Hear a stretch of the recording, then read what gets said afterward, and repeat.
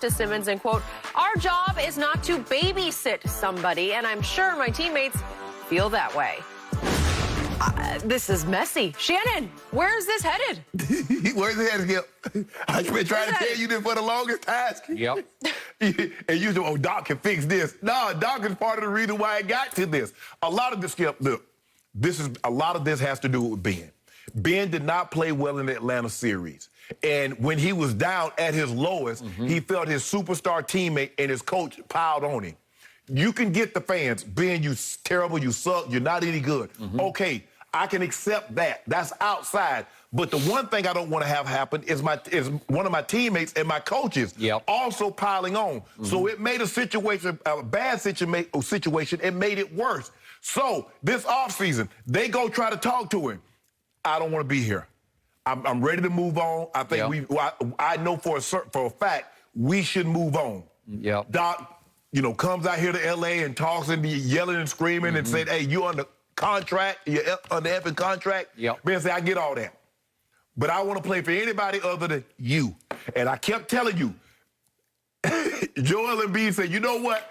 I've had it up to here with the PC stuff. Now, I'm about to tell you how I feel about this. He said, I ain't got nothing for this man. I paraphrase basically what he said, Skip. I'm not here to babysit. Now, Joel Embiid is telling you how he really feels. At this point, I don't care about that man. Hey, thank you. Okay. That's how he's felt for the longest. But he kept, Ben and I, we won a lot of games. I want Ben back. We could do this. We were the #1 seed. I said, that's bull jive.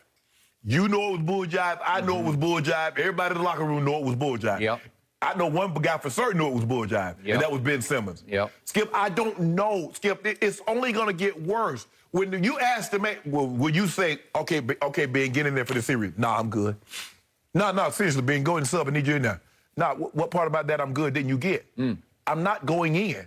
I'm wearing sweatpants, and I got my cell phone in my pocket, so I'm not going in. Right, Skip. So what do? You say, you know what? I'll just wait till the game. Now, Skip, it's going to be awful embarrassing. You're on national television. You're like, all right, Ben. And Ben in the starting lineup, and Ben still got his warm-ups on, and he's sitting on the bench. And you out there with 4 players, and Ben sitting on the bench with his hands on his knees looking like, man, y'all minus a player. How is that going to look, Skip? I think, Skip, you got to move him sooner than later, Skip. This thing, Skip, it's getting worse. It's going to get really messy when it really doesn't have to be. And I get it. Ben is under contract. I don't like the way Ben has handled this. And I made it abundantly clear, Skip. I wouldn't have handled it like this. But how Ben Simmons would have handling it and how I would have handled it, that's totally different.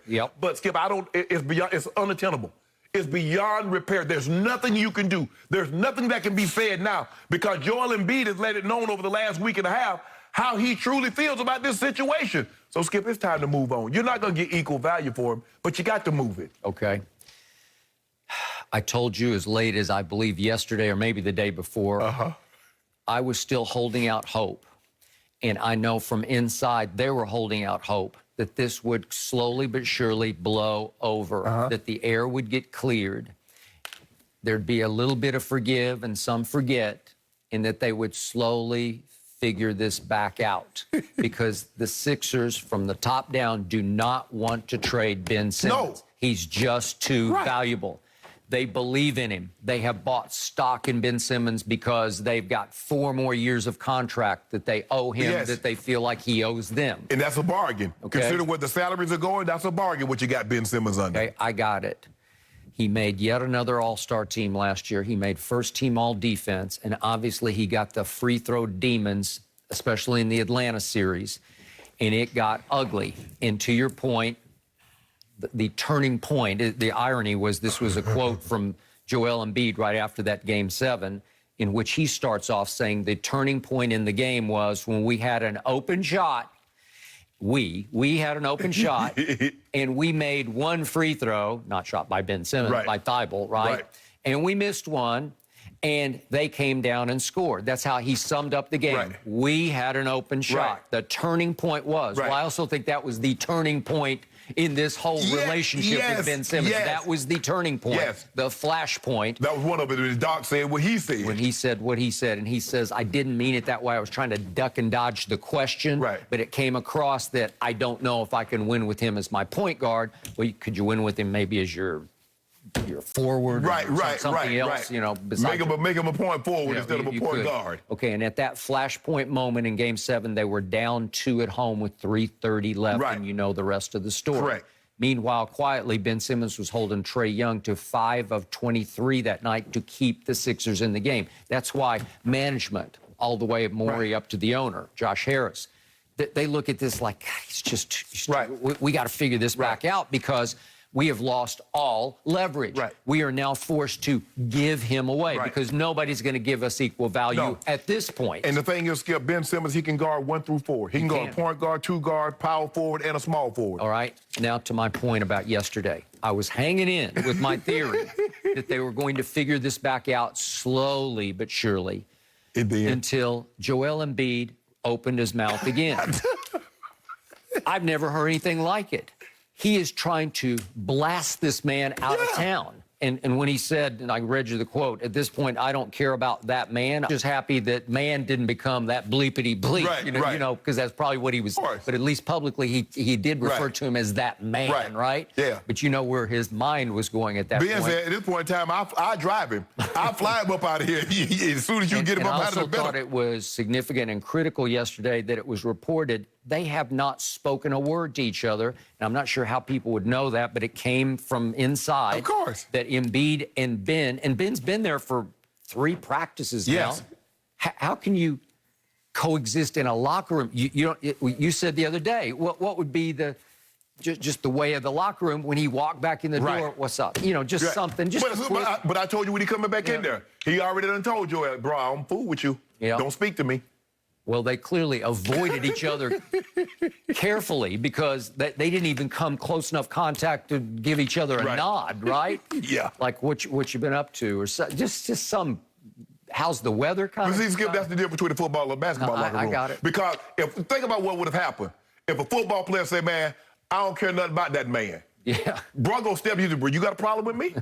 It would be. That's as simple as that, Skip. And the team within the confines of the locker room would say, we're going to get this out. We're going to air this out. We got to get this out because this is not helpful for us winning what we're trying to do. If you were the leader of the Sixers, hypothetically, Shannon Sharp would have stepped up, the leader that you were, and you would have said, hey, timeout. Yeah, we're going to call a team now, meeting. This is behind closed doors. Absolutely. No coaches, no nobody. Absolutely. Hey, you and you.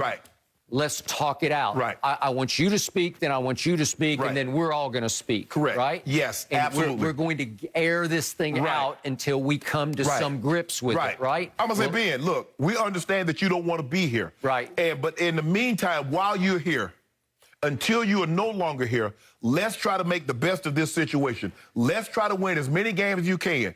We understand you don't want to be here, and we think at this present time that would be the best thing for everybody, for you not to be here. But until that day comes, can we all be professional? Can we all be adults and handle this the right way, go out here and win games until you're no longer here? But this doesn't serve anybody. The contention in the locker room, we got to diffuse this because it's unnecessary. We're just petty. We're not in the same box. We're making millions and millions of dollars. We're professional athletes. This is not how we're supposed to behave. Okay, so that's what Joel said right after the game, 7. And then just a couple of weeks back, September 30th, remember, he referred to Ben's holdout as borderline kind of disrespectful. Disrespectful. It's a shot fired. That just as Ben is thinking, well, maybe I'll go back in there. I don't know. And then he's like, borderline disrespectful. Because Joel is looking at it like, hold on, bro. You need to be here getting up shots. You the last person that need to be missing training camp. That's why he said it's borderline disrespectful. Somebody that needs work, you're the last person that needs to be not here. Okay, and then he caps it off yesterday with the babysit quote. I'm not here to babysit. So he's referring to his co-star as a big baby, right? Okay, it won't fly. It's just going to end the situation to the point where if I'm management, I want to get Joel away from the media because he's killing me. Hey, Joel, I need you to stop talking, bro. I want you to stop talking. We're going to keep you out of harm's way here. Joel is unavailable for comment today. Well, seriously. Because then he said that, he don't care nothing about that man. He does what he wants to do anyway. So now what are you going to do, Skip? You still think he going to be there?